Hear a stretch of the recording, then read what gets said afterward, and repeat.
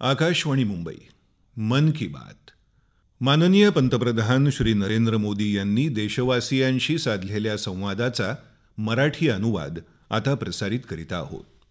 माझ्या प्रिय देशवासियांनो, सादर नमस्कार. एकीकडे देश उत्सवांमध्ये रमलेला आहे आणि दुसरीकडे भारताच्या कुठल्या तरी भागातून हिंसेची बातमी येते तेव्हा देशाला चिंता वाटणं स्वाभाविक आहे. हा आपला देश बुद्ध आणि गांधींचा देश आहे.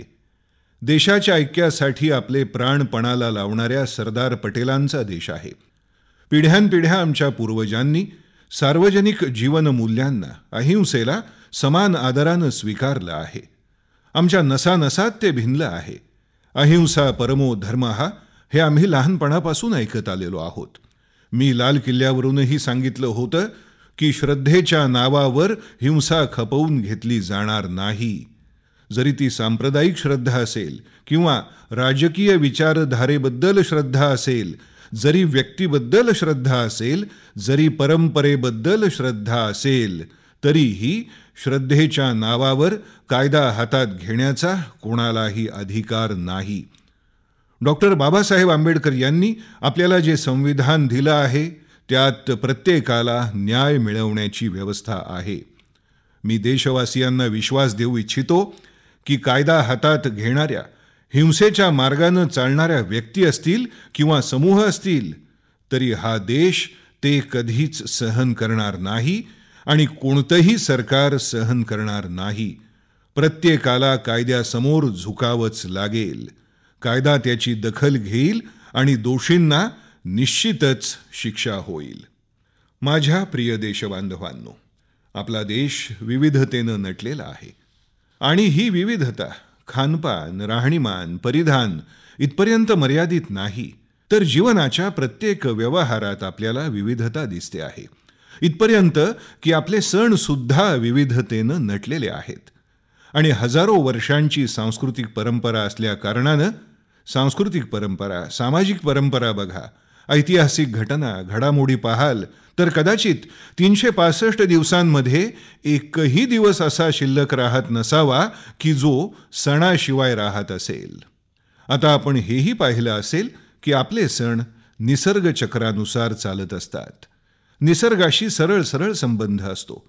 आपले बहुतेक सण तर शेतकऱ्यांशी जोडलेले असतात, मच्छीमारांशी संबंधित असतात.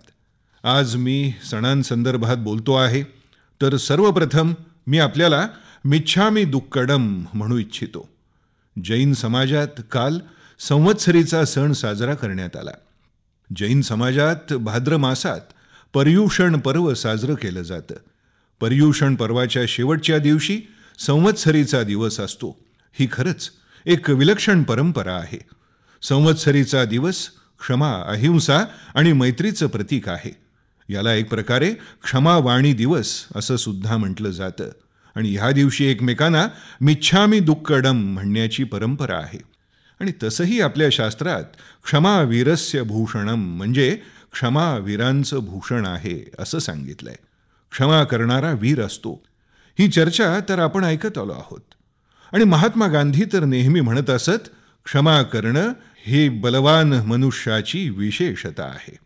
शेक्सपियरनं आपल्या नाटकात द मर्चंट ऑफ व्हेनिसमध्ये क्षमाभावाचं महत्त्व समजावताना लिहिलं आहे, mercy is twice blessed. It blessed him that gives and him that takes. म्हणजे क्षमा करणारा आणि ज्याला क्षमा केलं गेलं असा तो, दोघेही ईश्वराच्या आशीर्वादाला प्राप्त होतात. माझ्या प्रिय देशवासियांनो, सध्या देशाच्या कानाकोपऱ्यात गणेशोत्सव मोठ्या आनंदानं साजरा करण्यात येत आहे आणि गणेशोत्सव हा विषय येतो तेव्हा सार्वजनिक गणेशोत्सवावर बोलणं स्वाभाविक आहे. लोकमान्य बाळ गंगाधर टिळकांनी 125 वर्षांपूर्वी या परंपरेला जन्म दिला आणि मागील 125 वर्ष स्वातंत्र्याच्या पूर्वी हा उत्सव स्वातंत्र्य आंदोलनाचं प्रतीक बनला आहे आणि स्वातंत्र्यानंतरही समाज शिक्षण, सामाजिक चेतना जागवण्याचं प्रतीक बनला आहे. गणेशोत्सवाचा सण 10 दिवस चालतो. या महासणाला एकता, समता आणि शुचितेचं प्रतीक मानलं जातं. सर्व देशबांधवांना गणेशोत्सवाच्या हार्दिक शुभेच्छा. नुकताच केरळमध्ये ओणम हा सण साजरा करण्यात आला. भारतातील विविधरंगी सणांमधील ओणम हा केरळचा एक प्रमुख सण आहे. हा सण आपल्या सामाजिक आणि सांस्कृतिक महत्त्वामुळे ओळखला जातो.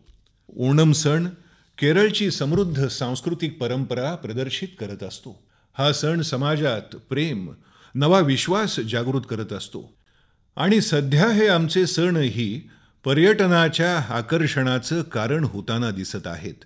आणि मी तर देशवासियांना सांगेन की जसं गुजरातमध्ये नवरात्रीचा सण किंवा बंगालमध्ये दुर्गापूजेचा उत्सव एका प्रकारे टुरिझमचं आकर्षण बनले आहेत, पर्यटनाचं आकर्षण बनले आहेत, आपले इतर सणही परदेशीयांना आकर्षित करण्याची एक संधी आहेत. त्या दिशेनं आपण काय करू शकतो याचा विचार करावा लागेल.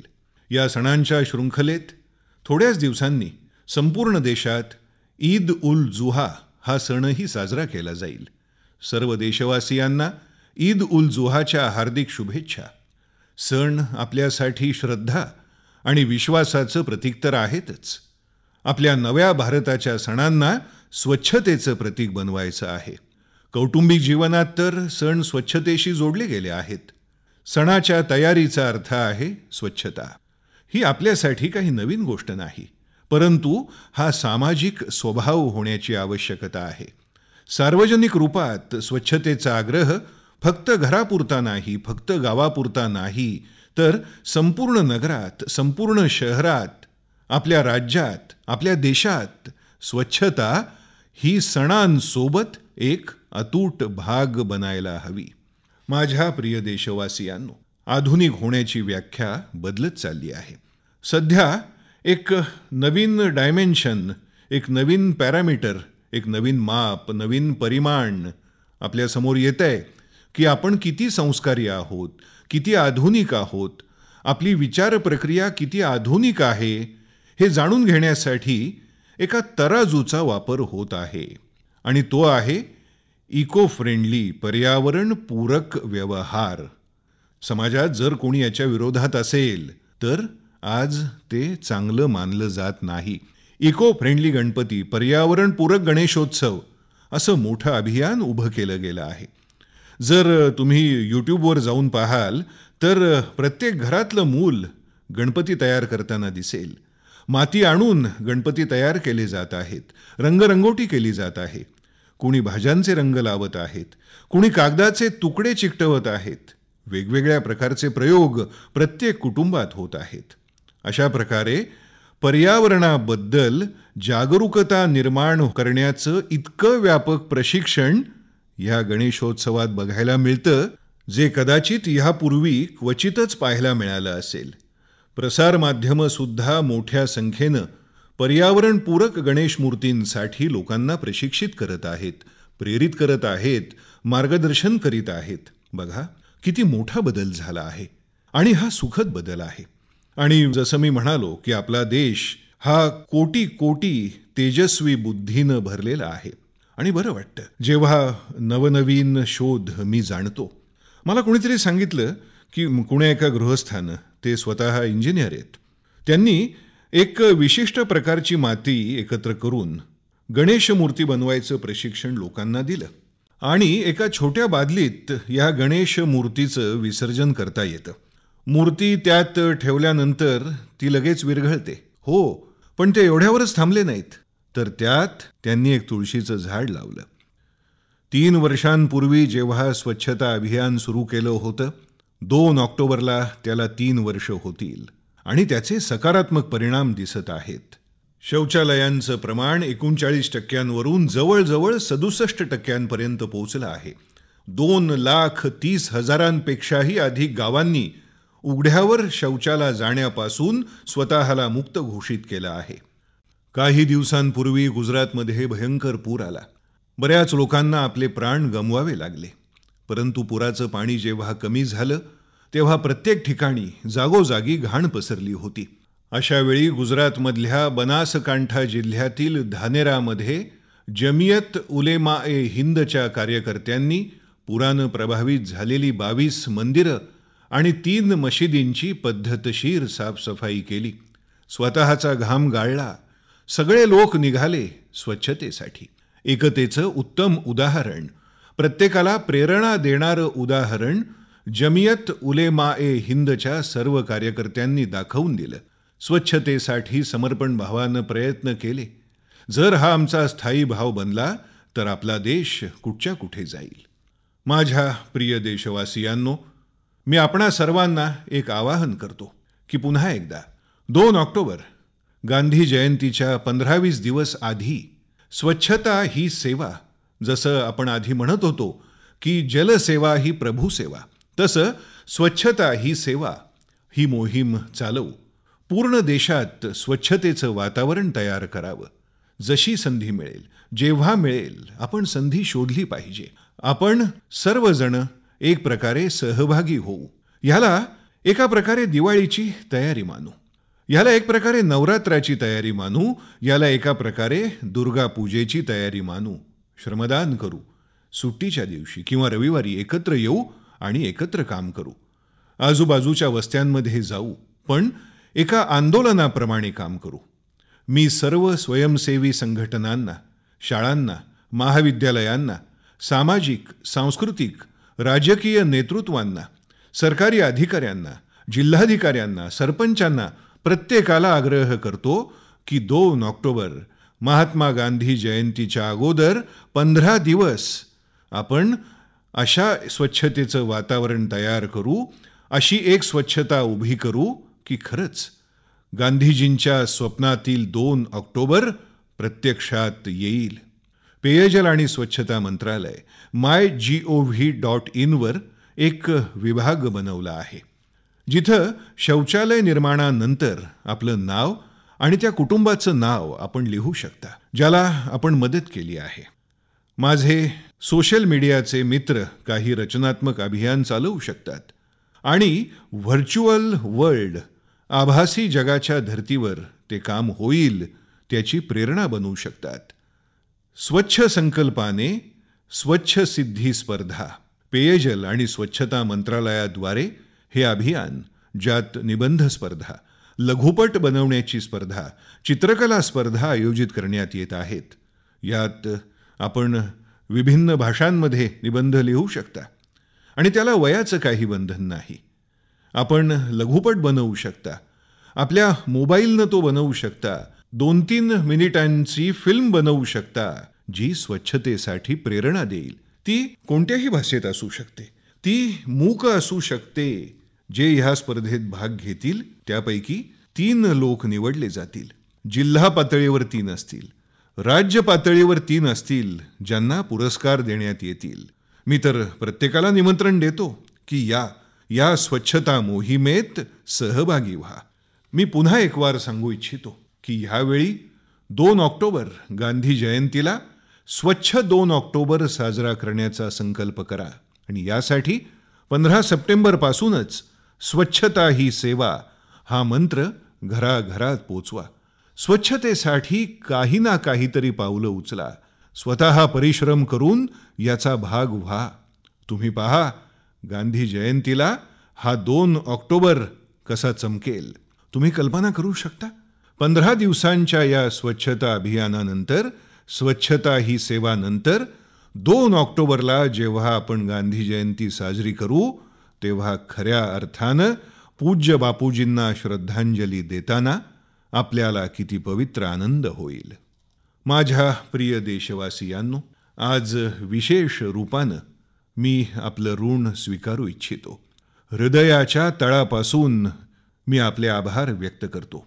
यासाठी नाही की आपण फार काळापासून मन की बातशी जोडले गेले आहात. मी यासाठी आभार व्यक्त करू इच्छितो, यासाठी ऋण स्वीकारू इच्छितो की मन की बातच्या माध्यमातून देशातील कोट्यवधीच्या संख्येनं लोक जोडले जात आहेत. ऐकणाऱ्यांची संख्या कोट्यवधी आहे, परंतु लाखो लोक मला पत्र लिहित आहेत, कधी मेसेज देतात, कधी फोनवर संदेश येतात. माझ्यासाठी हा मोठा खजिना आहे. देशातील जनतेच्या मनातल्या भावना मला समजून घेण्याची संधी मिळते आहे. तुम्ही जितक्या आतुरतेनं मन की बातची वाट पाहता, तितकीच मी आपल्या संदेशांची वाट पाहत असतो. मी आतुर असतो, कारण तुमच्या प्रत्येक गोष्टीतून मला काही शिकायला मिळतं. मी जे काही करतो आहे ते कसोटीवर खरं उतरतं की नाही हे पाहण्याची संधी मिळते. बऱ्याच गोष्टींबद्दल नव्यानं विचार करण्यासाठी आपल्या छोट्या मोठ्या गोष्टी कामाला येतात आणि म्हणून आपल्या योगदानाबद्दल मी आपले आभार व्यक्त करतो, आपलं ऋण स्वीकारतो आणि माझा प्रयत्न असतो की जास्तीत जास्त गोष्टी मी स्वतः पाहून वाचून समजू शकेन अशा गोष्टी येतात. आता पहा, आपला सेलफोन आपण कधी कधी स्वतःला रिलेट करत असाल, त्याच्याबरोबर स्वतःला जोडून घेत असाल, तुलना करत असाल. आपल्यालाही वाटत असेल की आपण कधी अशी चूक केली आहे. कधी कधी काही गोष्टी आपल्या सवयीचा भाग बनून जातात आणि आपल्याला हे वाटतच नाही की आपण काही चुकीचं करतो आहोत. प्रधानमंत्रीजी, मी पुण्याहून अपर्णा बोलते आहे. मी माझ्या मैत्रिणीबद्दल सांगू इच्छिते. ती नेहमी लोकांची मदत करण्याचा प्रयत्न करते, पण तिची एक सवय पाहून मी थक्क झाले. मी एकदा तिच्याबरोबर शॉपिंग मॉलमध्ये गेले होते. एक साडी घेण्यासाठी तिनं 2,000 रुपये सहज खर्च केले आणि 450 रुपये पिझ्झावर खर्च केले. पण तिनं मॉलला जाण्यासाठी जेव्हा रिक्षा केली तेव्हा बराच काळ 5 रुपयांसाठी ती घासाघीस करत होती. परत येत असताना भाजीवाल्याशी घासाघीस करत होती. असं करून तिनं 4-5 रुपये वाचवले. मला फार वाईट वाटलं की मोठ्या ठिकाणी आपण काहीही घासाघीस न करता सहज पैसे देतो, पण आपल्या कष्टकरी बांधवांशी वादावादी करतो, भांडण करतो, त्यांच्यावर अविश्वास दाखवतो. आपण मन की बात या कार्यक्रमातून या विषयावर अवश्य बोलावं. आता असा फोन कॉल ऐकल्यावर मला नक्की विश्वास वाटतोय की आपण आश्चर्यचकित झाला असाल. हो, आणि सावध सुद्धा झाला असाल. असंही होऊ शकतं. आणि असंही झालं असेल की यापुढे अशी चूक न करण्याचं आपण आपल्या मनाशी पक्क ठरवलं असेल. आपल्याला असं वाटत नाही का की आपल्या घराजवळ फेरीवाला असेल, काही सामान विकणारा असेल, छोटा दुकानदार असेल, भाजी विकणारा असेल, यांच्याशी आपला नेहमी संबंध येतो. ऑटो रिक्षावाल्याशी संबंध येतो. जेव्हा कष्ट करणाऱ्यांशी आपला संबंध येतो तेव्हा आपण त्याच्याबरोबर घासाघीस करतो. इतकंच नाही तर 2-5 रुपये कमी करायला सांगतो. आणि ते आपणच असतो की मोठ्या हॉटेलमध्ये जेवायला गेल्यानंतर बिल सुद्धा न पाहता पैसे देऊन टाकतो. इतकंच नाही तर शोरूममध्ये साडी विकत घेताना कधीच घासाघीस करत नाही. गरीबाच्या मनाला काय वाटत असेल याचा कधी विचार केला आहे? त्याच्यासाठी प्रश्न ₹2 रुपयांचा नाहीये. त्याच्या हृदयाला किती यातना होत असतील. तो गरीब आहे म्हणून त्याच्या प्रामाणिकपणावर शंका घेतली. 2-5 रुपयांनी तुमच्या जीवनात फरक पडत नसेल, पण ही घासाघीस करण्याची आपली छोटीशी सवय त्याला किती मोठा धक्का देत असेल याचा कधी विचार केलाय? मॅडम, मी आपला आभारी आहे. आपण हृदयाला स्पर्श करणारा एक फोन कॉल करून मला एक संदेश दिला आहे. मला विश्वास आहे माझे देशवासी आता गरिबांबरोबर असं वागण्याचं सोडून देतील. माझ्या प्रिय नवयुवक मित्रांनो, 29 ऑगस्ट हा दिवस राष्ट्रीय क्रीडा दिन म्हणून सारा देश साजरा करतो. हॉकीचे जादूगार, महान हॉकी खेळाडू मेजर ध्यानचंद यांचा हा जन्मदिन. हॉकीसाठी त्यांचं योगदान अतुलनीय आहे. मी ह्या गोष्टीचं स्मरण यासाठी करू इच्छितो की मला वाटतं की आपल्या देशातील नवीन पिढी खेळांशी जोडली जावी. खेळ हे आमच्या जीवनाचं अंग बनलं पाहिजे. जर आम्ही जगातील तरुण देश आहोत तर आमच्या देशातील तरुणाई खेळाच्या मैदानात दिसली पाहिजे. खेळ म्हणजे शारीरिक तंदुरुस्ती, मानसिक चापल्य, व्यक्तिमत्व विकास. मी म्हणतो याच्यापेक्षा अधिक काय पाहिजे? खेळ एक प्रकारे हृदयांना जोडणारी जडीबुटी आहे. आमची युवा पिढी खेळाच्या क्षेत्रात पुढे यावी. आणि आज कम्प्युटरच्या युगात मी आपल्याला सावध करू इच्छितो की खेळाचं मैदान प्ले स्टेशनपेक्षा महत्त्वाचं आहे. कम्प्युटरवर फिफा खेळा, पण बाहेर फुटबॉलच्या मैदानावर काही कामगिरी करून दाखवा. कम्प्युटरवर क्रिकेट खेळत असाल, पण मोकळ्या मैदानात क्रिकेट खेळण्याचा आनंद काही वेगळाच आहे. एक काळ असा होता की कुटुंबातली मुलं बाहेर जायची तेव्हा आई विचारायची, तू घरी कधी येशील? आज परिस्थिती अशी आहे की मुलं घरी येताच कोपरे धरून बसतात, मोबाईलवर गेम किंवा कार्टून फिल्म पाहतात, तेव्हा आईला त्यांना विचारावंसं वाटतं, तू बाहेर कधी जाशील? तोही एक काळ होता जेव्हा आई मुलाला विचारायची, तू कधी येशील? आज अशी वेळ आली आहे की आई विचारते, बाळा तू बाहेर कधी जाशील? युवक मित्रांनो, क्रीडा मंत्रालयानं खेळ प्रतिभेचा शोध आणि त्याला फुलवण्यासाठी म्हणून स्पोर्ट टॅलेंट सर्च पोर्टल तयार केलं आहे. या पोर्टलवर देशातलं कोणतंही मूल ज्यानं खेळात प्रावीण्य मिळवलं आहे, ज्याच्यात बुद्धिमत्ता आहे, तो ह्या पोर्टलवर आपला बायोडाटा किंवा व्हिडिओ अपलोड करू शकतो. निवडक उदयोन्मुख खेळाडूंना क्रीडा मंत्रालय प्रशिक्षण देईल आणि मंत्रालय उद्याच हे पोर्टल सुरू करेल. आपल्या तरुणांसाठी आनंदाची बातमी आहे की 6 ते 28 ऑक्टोबरमध्ये फिफा अंडर-17 वर्ल्ड कपचं आयोजन आपल्या देशात करण्यात येत आहे. जगभरातल्या 24 टीम भारतात येत आहेत. या जगभरातून येणाऱ्या आपल्या तरुण पाहुण्यांचं खेळ उत्सवासह स्वागत करूया. खेळाचा आनंद घेऊया. देशात एक वातावरण तयार करूया. आज मी खेळाबद्दल बोलतो आहे तेव्हा मागच्या आठवड्यात मनाला स्पर्शून जाणारी एक घटना घडली, ती आपल्याला सांगू इच्छितो. मला काही तरुण मुलींना भेटण्याची संधी मिळाली. त्यातल्या काही हिमालयात जन्मल्या होत्या, समुद्राशी ज्यांचं कधीही नातं नव्हतं. अशा आपल्या देशातल्या 6 मुली ज्या नौदलात काम करतात.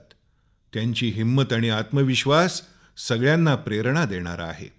ह्या 6 मुली छोटी बोट INS तारिणी घेऊन समुद्र ओलांडण्यासाठी निघाल्या.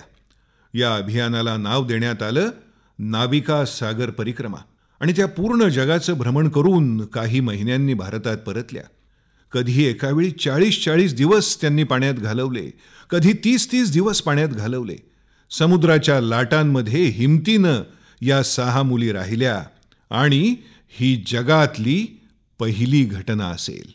कोण भारतीय असा असेल की ज्याला अशा मुलींचा अभिमान वाटणार नाही?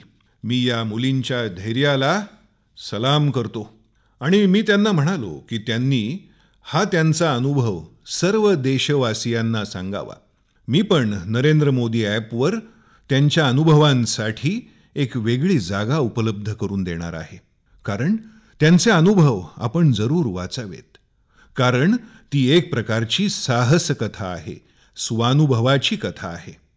आणि मला आनंद होईल मुलींची ही गोष्ट आपल्यापर्यंत पोचवण्यासाठी. या मुलींना माझ्या खूप खूप शुभेच्छा आणि आशीर्वाद. माझ्या प्रिय देशवासियांनो, 5 सप्टेंबरला आपण सगळे शिक्षक दिन साजरा करतो. आपल्या देशाचे माजी राष्ट्रपती डॉक्टर राधाकृष्णन यांचा तो जन्मदिवस. ते राष्ट्रपती होते, पण आयुष्यभर एक शिक्षक म्हणून ते वावरले. शिक्षकाच्या रूपात जगणं त्यांनी पसंत केलं. ते शिक्षणासाठी समर्पित होते.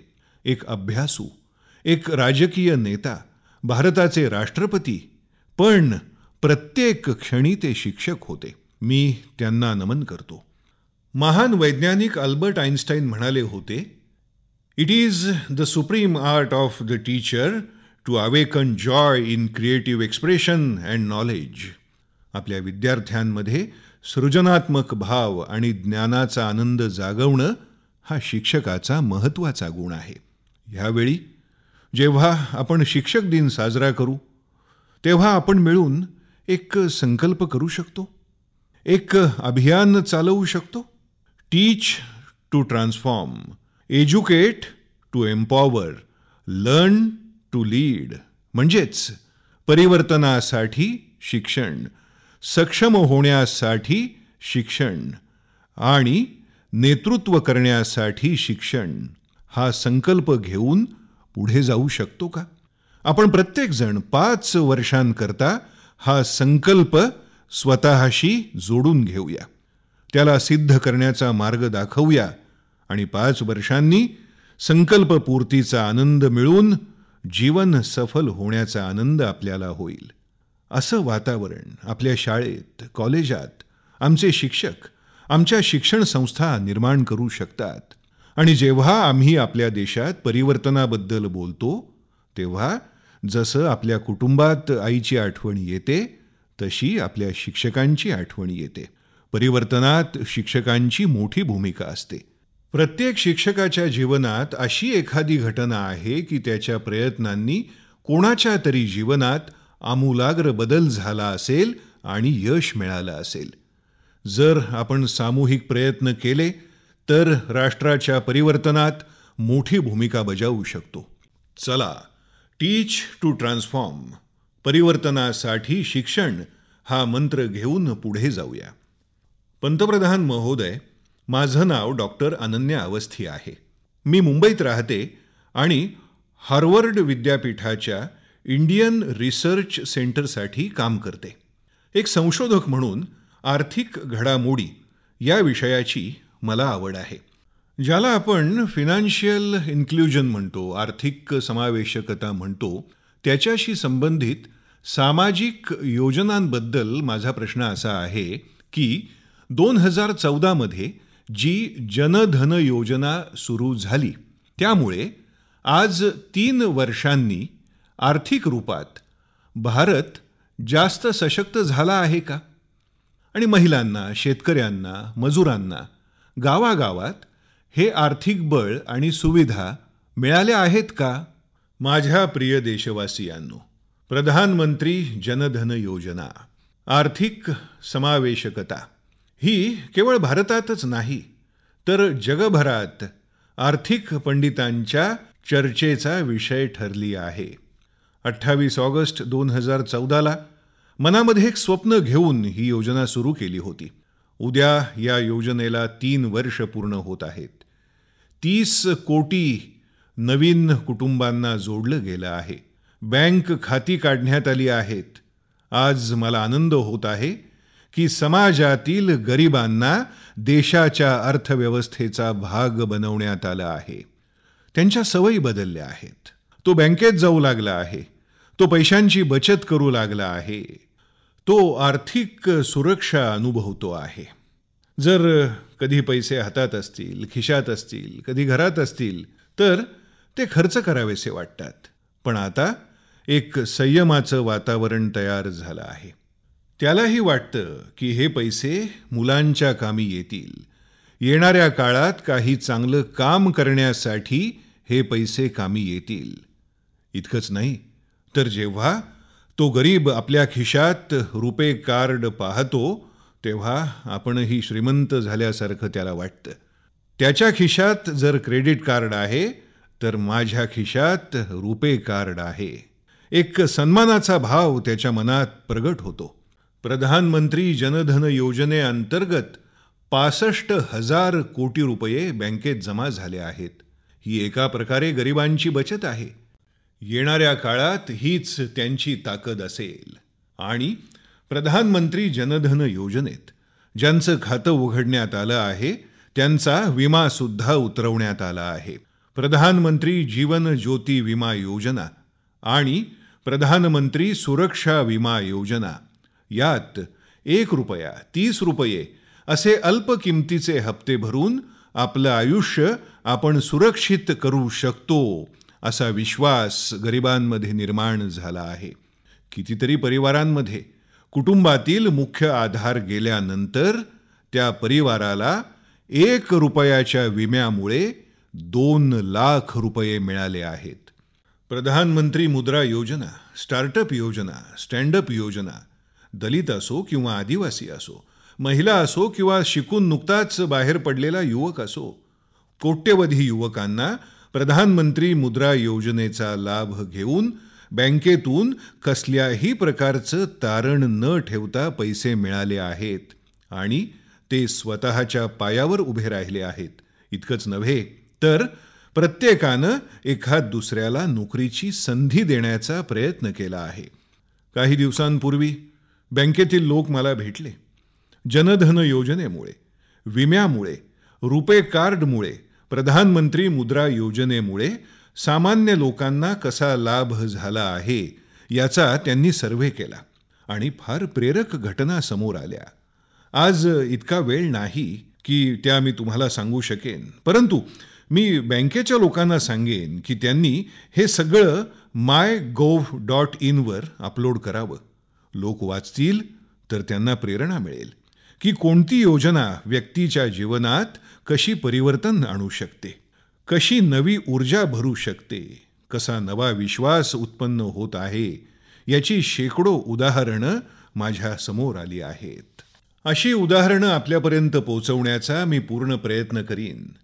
आणि अशाही प्रेरक घटना आहेत की प्रसार माध्यमं त्या लोकांसमोर आणू शकतील आणि त्यातून नवीन पिढीला प्रेरणा मिळू शकेल.